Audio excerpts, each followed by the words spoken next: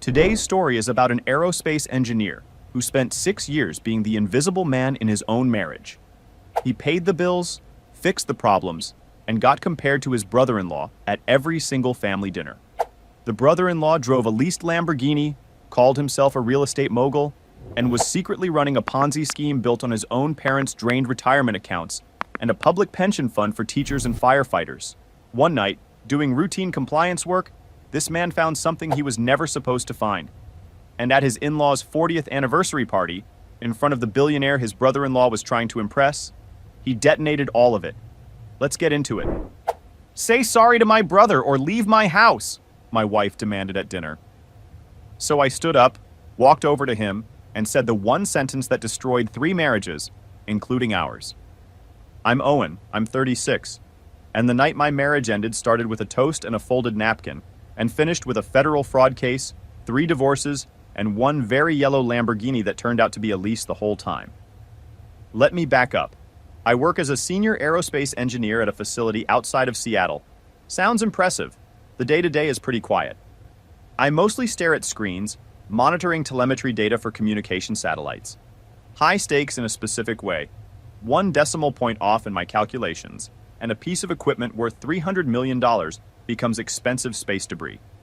But it's not the kind of thing that wows anyone at a dinner party. At the office, people call me the surgeon. My boss, Dr. Harmon, a man who's been sending metal into orbit since the Apollo era, shakes my hand like it actually means something. When I talk in meetings, the room goes quiet. I am respected.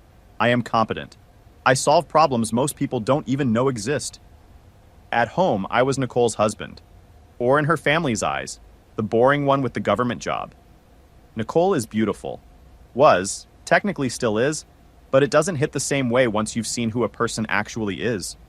6 years of marriage had put this sharp, brittle edge on everything she did. Always slightly disappointed, nothing ever quite enough. And the person most responsible for setting that standard was her older brother, Craig. Craig is 42.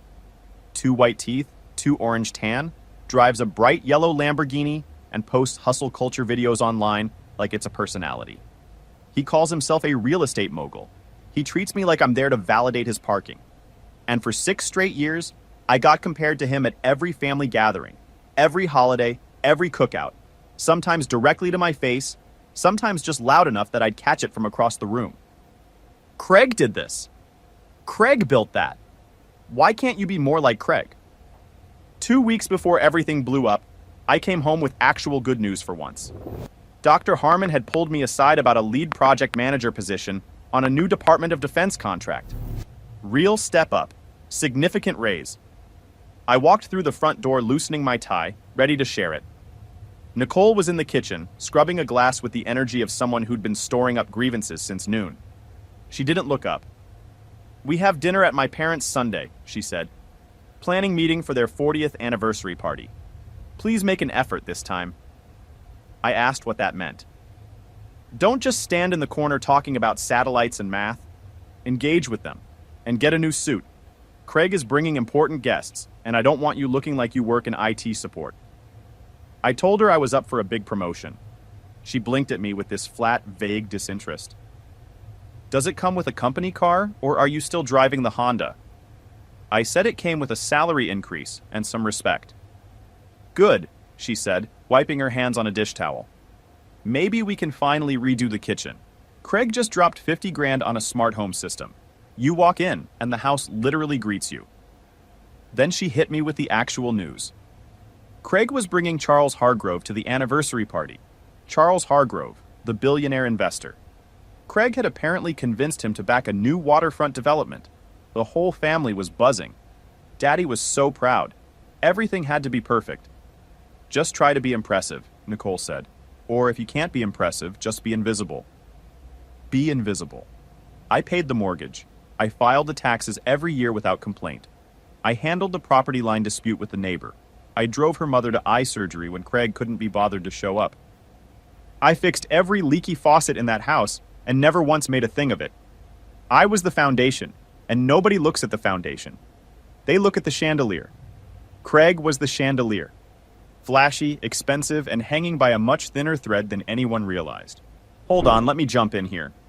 For anyone listening, this is me, not Owen.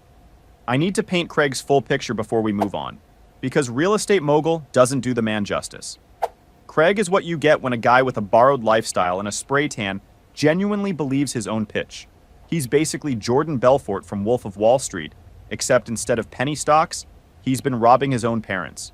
And what he did to Owen every single family gathering, the constant comparisons, the public digs, that's not confidence. That's a man who needs someone beneath him to feel tall. We can call him what he is, Captain Fake Equity. Anyway, it gets worse. Let's go to Memorial Day. To understand why that Be Invisible line got under my skin the way it did, you need the full picture of what 6 years with this family actually felt like on the ground. Memorial Day last summer. The Caldwell family gatherings are always a production. Craig's mother, Linda, treats a backyard cookout like an event requiring a seating chart and a dress code. I was at the grill, sweating through my shirt, because Craig, who was supposed to be manning the station, decided it was too hot outside and went in to get a lemonade. So there I was, flipping 20 steaks, trying to get them all medium rare exactly how Frank liked them. It was a Tuesday. Wait, no. Memorial Day, so Monday. Anyway, doesn't matter. Craig walked back out wearing white linen pants and loafers that cost more than my first car. He had an audience, a couple of cousins, plus Dana, Nicole's younger sister. He called out loud enough for the neighbors to hear, "Don't burn them this time. I got those at a butcher shop in the city.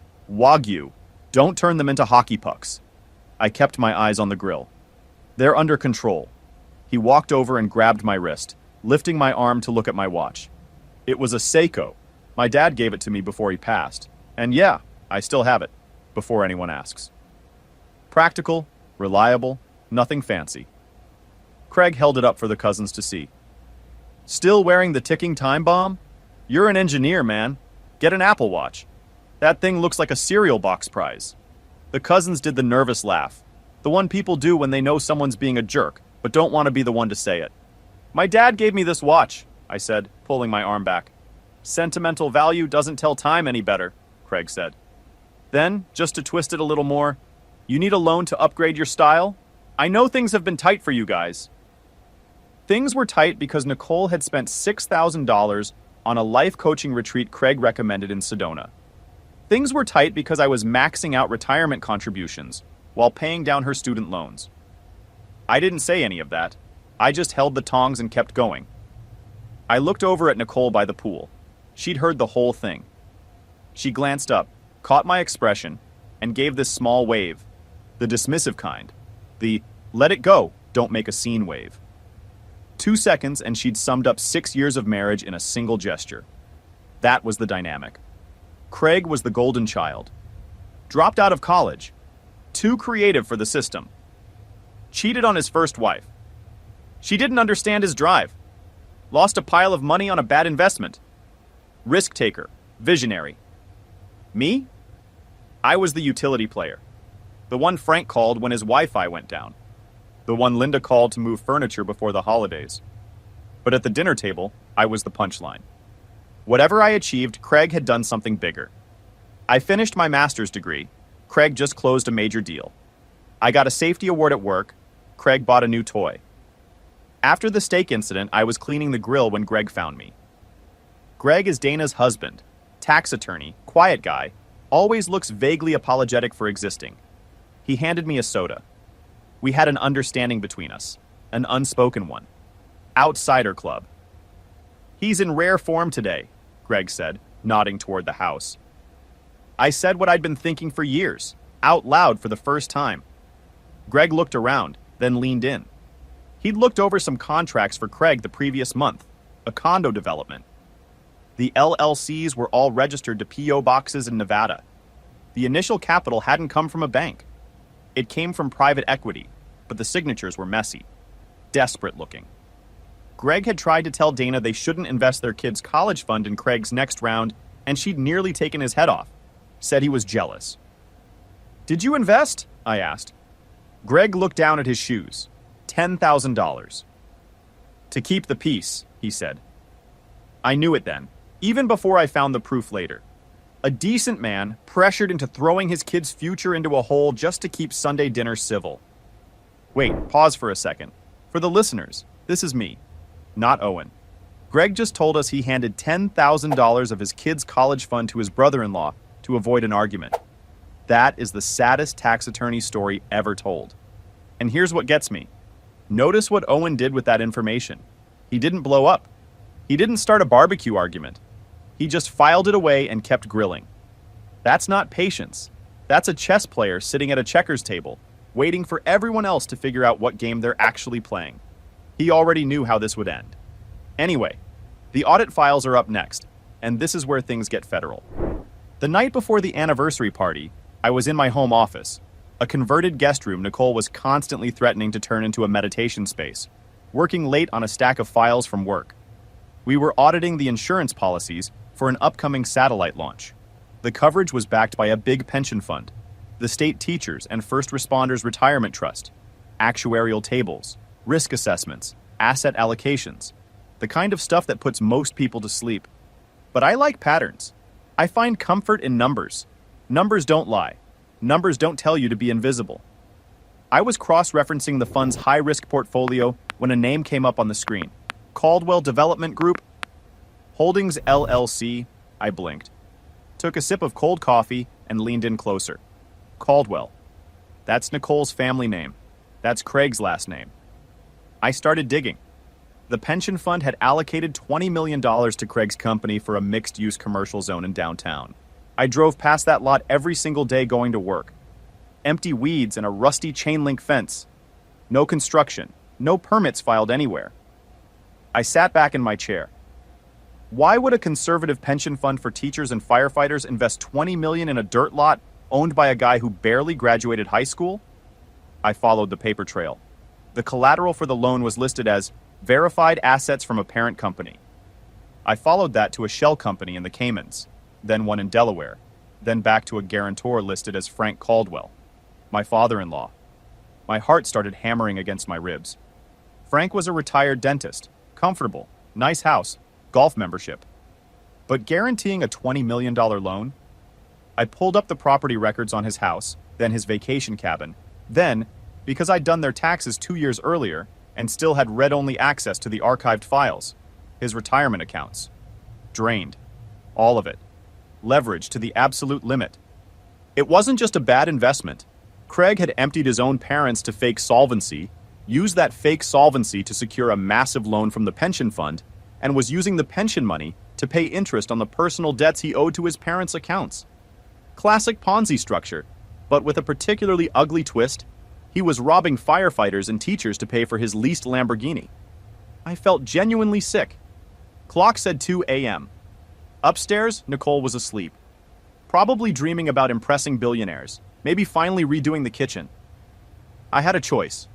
Stay invisible, go to the party the next day, eat the food, smile at the insults, and wait for the federal agents to eventually knock on someone else's door.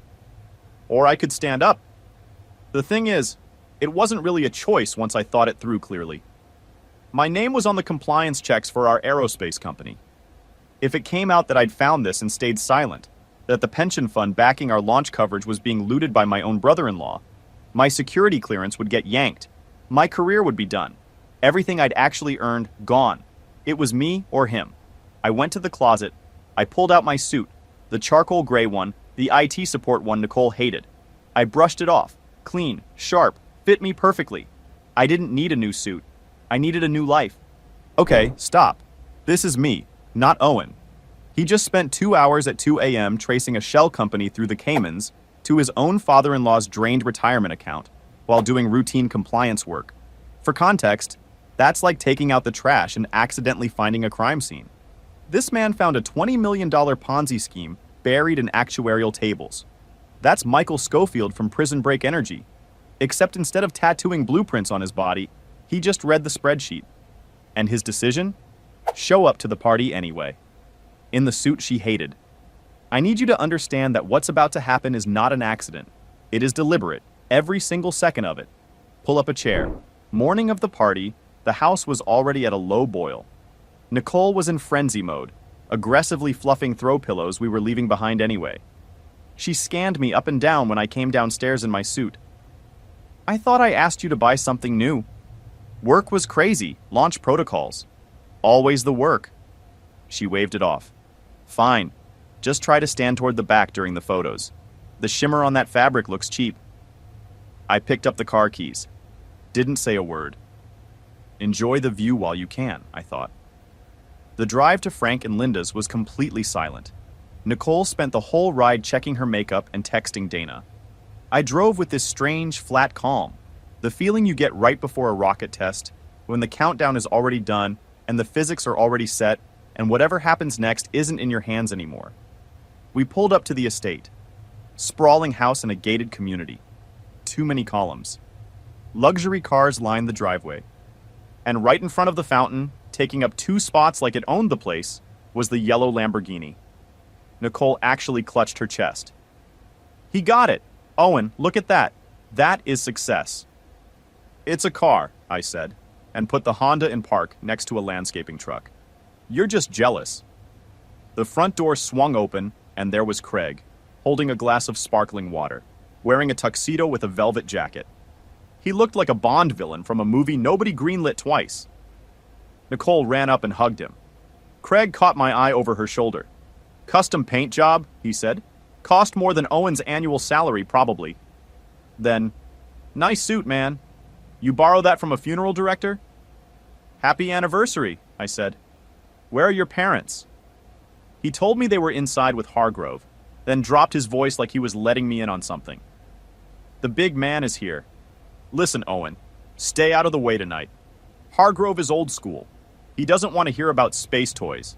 He wants to talk real business. I nodded and walked past him into the house. The foyer was full of white roses. I'd estimate 10 grand worth of flowers just in that one room. String quartet in the corner. Waiters circulating with trays. And I knew from the audit the night before that Frank had missed a property tax payment on this house last month, that Linda's credit card was maxed out. This entire party was being funded by debt backed by stolen pension money, and it looked gorgeous. I found Greg at the bar, nursing a coffee, looking like a man attending his own sentencing. You survived the front door, he said. Barely. The Lamborghini's yellow. Greg dropped his voice. It's a lease. I heard him on the phone this morning. Short-term corporate lease. He's telling everyone he paid cash. I looked at him directly. Greg, does Dana know about the inheritance trust? Your grandmother's account, the one set aside for the kids. He went pale. Why? Check it Monday, promise me. He stared at me, something shifting in his face. Owen, what do you know? Not here. Just then the room went quiet. Frank and Linda were descending the grand staircase. Linda in diamonds, Frank with this strained smile, waving like royalty. And next to them, walking with a cane, and the air of someone who'd already calculated everyone's net worth and found it lacking, was Charles Hargrove. 70s. Cold blue eyes that scanned the room the way radar scans a horizon. Not impressed by the flowers or the quartet?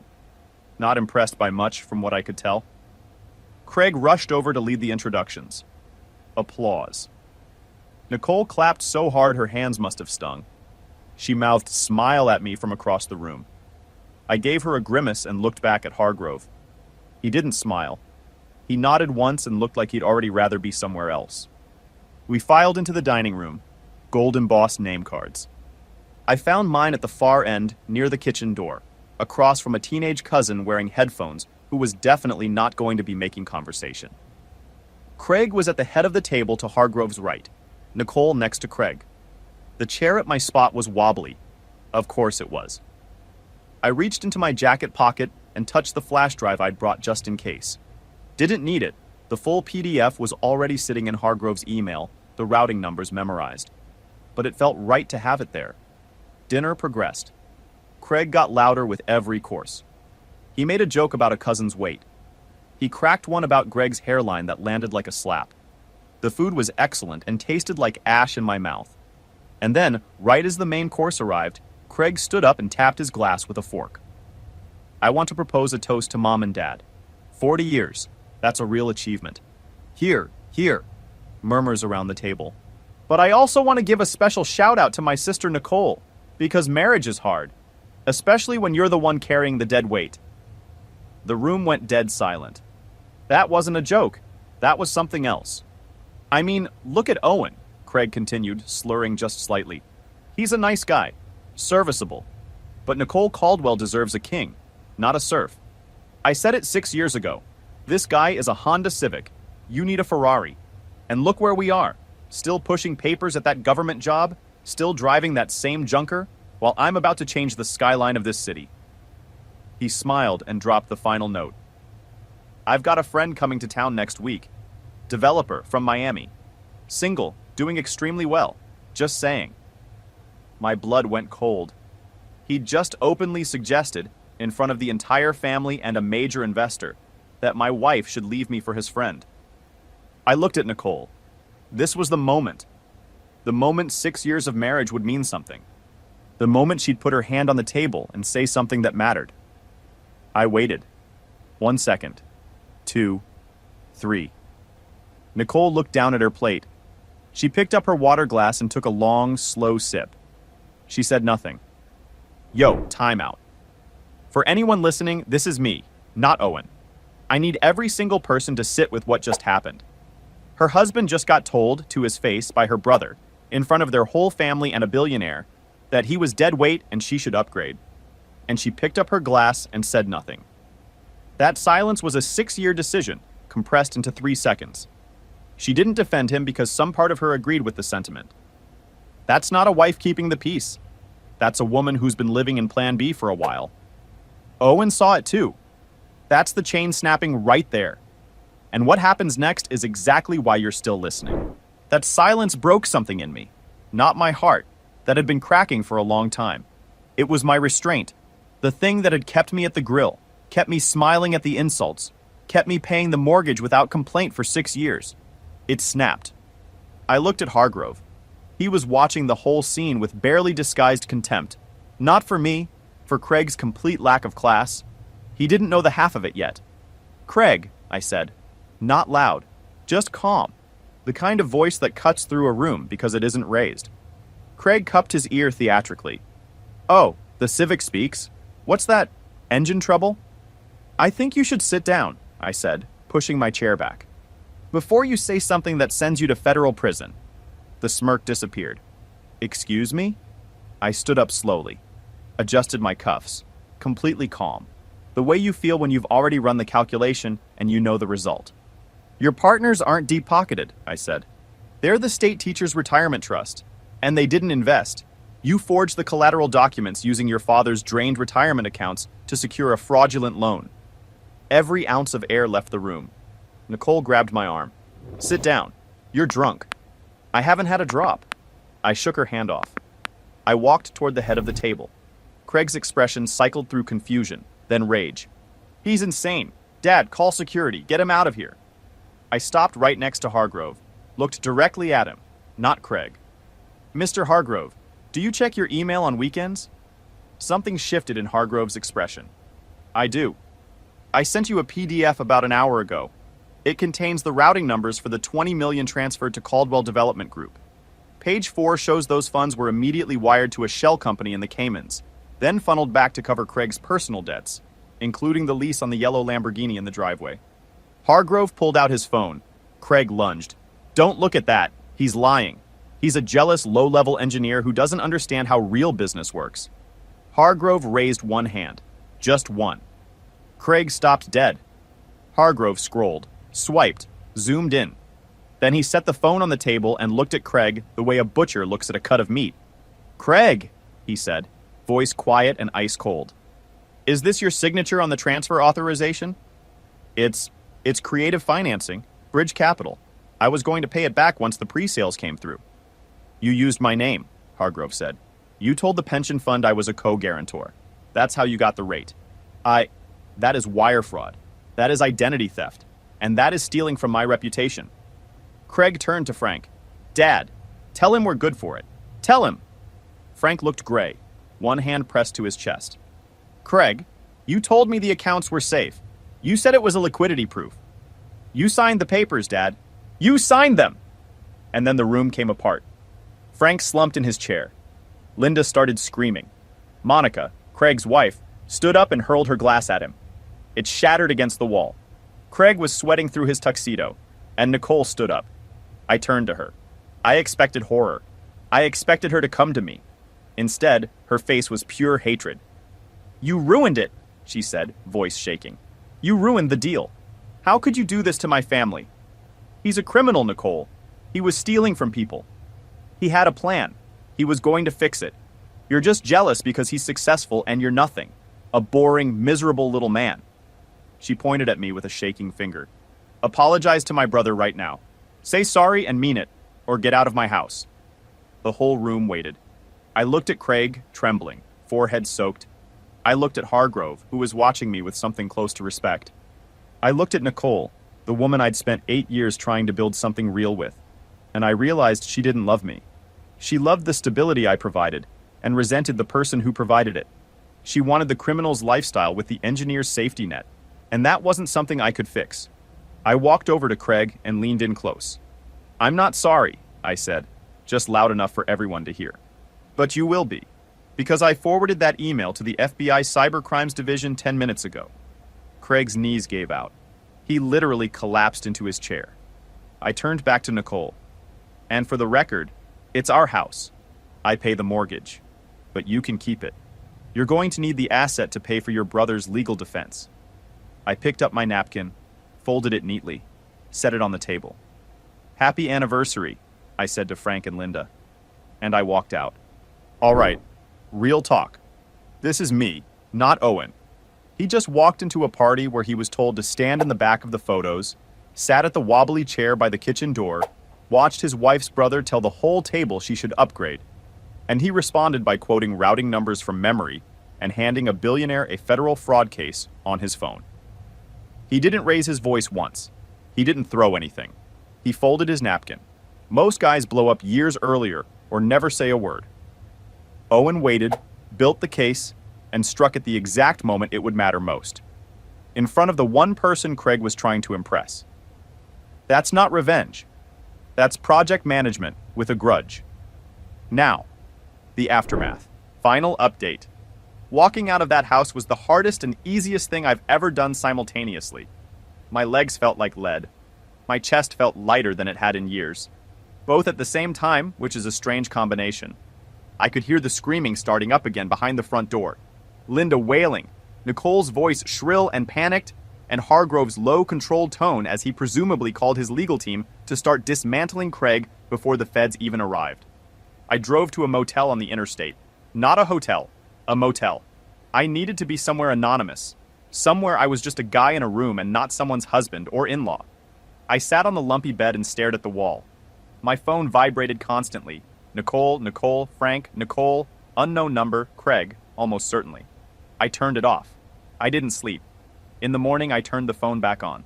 74 missed calls, and one voicemail from Greg. It was a war zone, he said. Police had come. Hargrove pressed charges immediately. They took Craig out in cuffs around 11. Frank was in the hospital. Minor heart attack, stress-induced. And Nicole was telling anyone who'd listen that I'd hacked Craig's accounts and planted evidence. "Get a lawyer," Greg said. "A shark. I'm texting you a number." I called the number. A guy named Walsh, short, bald, had the energy of a pit bull wearing a suit. We met at a diner an hour later. I laid everything out, the files, the financial records, 6 years of documentation showing my contributions versus Nicole's spending. Walsh stirred his coffee and looked at the papers. "Good news, you're the whistleblower. You're the hero in the eyes of the law. Bad news, your wife is going to try to burn you down. We file for divorce today, and we throw in financial infidelity. She was funneling marital funds into her brother's scheme." Was she actually? I asked, genuinely not sure at that point. "We'll find out," Walsh said. "Discovery is a beautiful thing." The next few weeks blurred together. The story broke locally, then nationally. Footage of Craig being let out of the police station in an orange jumpsuit instead of a velvet tuxedo. He looked small. He looked terrified. The golden child had tarnished fast. Monica filed for divorce 3 days after the arrest and took the kids to her parents' place. Greg confronted Dana about the accounts. When she admitted she'd wired Craig another $50,000 from the kids' college fund, the week before the party of all times. Greg packed a bag and moved into my motel room for a week before getting his own place. 3 marriages, gone in about 2 weeks flat. Nicole refused to leave the house. She changed the locks. She sent emails accusing me of emotional abuse for humiliating her family. But then came the asset division hearing. Walsh laid it all out clean. Spreadsheets, receipts, 6 years of documentation showing I'd paid 90% of the mortgage. And then the key piece. Nicole had secretly withdrawn $40,000 from our joint savings over the past 2 years and wired it directly to Craig's company. The judge, a no-nonsense woman with zero patience for anything, looked straight at Nicole. "Is it true you transferred joint funds to a company now under federal indictment for fraud?" Nicole cried. "Said it was an investment. He was going to pay them back double." "It was theft," the judge said. "You stole from your husband to fund a criminal enterprise." Gavel came down. I got the order to sell the house and keep 80% of the proceeds to recover my losses. Nicole got her car and her credit card debt. She found me in the hallway outside. "I hate you," she said. "You destroyed my family." "Your brother destroyed your family," I said. I just turned on the lights. The months after the divorce were quiet, in a way I hadn't felt in years. Small apartment downtown, mine alone. No throw pillows I wasn't allowed to touch. No passive-aggressive notes on the fridge. Dr. Harmon called me in the week after the story broke, and I walked into his office bracing for bad news. He shook my hand instead. The board was impressed, he said. I'd saved the pension fund millions and shown integrity. That's the kind of man they wanted leading the defense contract. Promotion. Salary jumped to $185,000 plus bonuses. I bought a new watch, an Omega, not because Craig told me to, because I wanted to celebrate my own time. My time was mine now. 6 months after the party, I was at a bookstore looking for a book on orbital mechanics. I reached for a title and another hand reached for the same one at the same time. A woman with kind eyes and slightly messy hair looked up and smiled. "Sorry, didn't think anyone else read this stuff." "I do," I said. "I'm Owen." "Claire. I teach physics at the university." We got coffee, talked for 3 hours. She didn't ask about my car or my salary or whether I knew anyone impressive. She asked about the satellites. She asked about the actual work. When I explained what I do, making sure the signal connects when a rescue team needs GPS coordinates in a hurricane, she leaned forward. "That's beautiful. You're connecting people." First time in 6 years, a woman called my work beautiful. About a year after the anniversary party, Craig went to trial. He tried insanity. He tried blaming me. He tried blaming the economy. The jury didn't buy any of it. Guilty on all counts: wire fraud, securities fraud, identity theft. 14 years, federal prison, no parole for at least 12. Frank took a plea deal. 5 years for bank fraud. At his age, that's effectively a life sentence. I felt something complicated about Frank. He got used by his own son, and that's its own kind of tragedy. I didn't have to go to the sentencing, but I went. Needed to close the door. Claire went with me and held my hand in the back of the courtroom. Craig looked nothing like the guy in the white linen pants. Tan completely gone, hair thinning, scared the way bullies always look when consequences finally show up in person. When the verdict was read, he scanned the gallery. Saw Linda sobbing into a handkerchief. Saw Nicole sitting alone, older-looking, cheap blazer, no one next to her. And then his eyes found mine. He didn't say anything. He just slumped. He knew. The Honda Civic had run him off the road. Outside the courthouse, Nicole intercepted us on the steps. She saw Claire. She saw my new suit, navy, tailored. Claire had helped me pick it out. Something moved across Nicole's face that I couldn't quite name. "Owen," she said. Her voice was small. "I just wanted to say, I'm having a hard time. The rent's due. With Dad in prison, Mom is falling apart." She was asking me for money. After everything. I looked at her and felt nothing I expected to feel. No anger, no grief, no anything. Just this flat, quiet indifference. The feeling of looking at a neighborhood you used to live in and realizing you don't miss it at all. "I'm sorry to hear that," I said. "But that sounds like a problem for your family to solve." "I'm not family anymore, Nicole. You told me to leave your house, remember?" "Owen, please." "Come on," Claire said softly, squeezing my arm. "We've got that reservation." We walked away. Nicole said my name once more, but her voice got swallowed up by the street noise. A few months after that, I was cleaning out old storage boxes and found a tablet of Nicole's mixed in with my stuff by mistake. I knew the passcode. I turned it on. found a text thread with Craig from the weeks before the party. Her asking him for another transfer. Him saying he was stretched. Her saying I was starting to ask questions, getting suspicious. Craig promising her a condo in the city once the Hargrove deal closed. And Nicole's response, just hurry up. I can't stand pretending to listen to his boring work stories anymore. She knew. Maybe not the full scope of the fraud. Maybe. But she knew he was broke. She knew she was stealing from me. And she was planning to leave the moment Craig hit it big. Whatever guilt I'd occasionally felt, that maybe I'd been too harsh, that maybe I'd burned down something that wasn't entirely wrong, evaporated on the spot. I wasn't the villain. I was the escapee. 3 years out now. I'm married to Claire. We have a small house in the hills, nothing like the McMansion with the too many columns. And it has a telescope on the back deck. We spend weekends looking at planets and not needing to explain ourselves to anyone. I got promoted again, director of operations. We're happy in the way that doesn't require an audience. Last month, Claire and I were at an Italian place downtown for our anniversary. I looked across the room and recognized a face. Dana, Greg's ex, clearing tables, looking exhausted. And at a corner table, eating quietly, were Linda and Nicole. Not talking, just sitting with their plates, staring into space. Linda looked frail. Nicole looked bitter in the way that sets into a person's face when they've been carrying resentment with nowhere to put it for too long. There was something on the table I couldn't make out. A small dessert, barely touched, and neither of them was looking at each other. I thought about going over, but then Claire laughed at something I said. Warm, genuine, the way she always laughs. And I turned back to her. What are you looking at? She asked. Nothing, I said. Just shadows. The best revenge isn't anger. It's not even justice. Though watching Craig get walked out in cuffs was genuinely satisfying, I won't lie. The best revenge is a life that doesn't need explaining. Drop your thoughts in the comments. What would you have done when that silence hit at the dinner table? Because that moment is where this whole thing turned. Let me know. Look, Owen's no superhero. He's a guy who spent 6 years being the invisible foundation of a marriage, while the people around him treated him like a leaky faucet you only call when something needs fixing. But when the moment came, he didn't yell. He didn't beg. He showed up with a PDF, forwarded an email to the FBI, and let the math do the talking. That's the move. Not anger, not drama, just clarity and the right documentation at the right time. Question for the comments. At what point would you have walked away? Because 6 years is a long time to be invisible. Drop it below. And if you haven't subscribed yet, hit that button. We drop stories every day.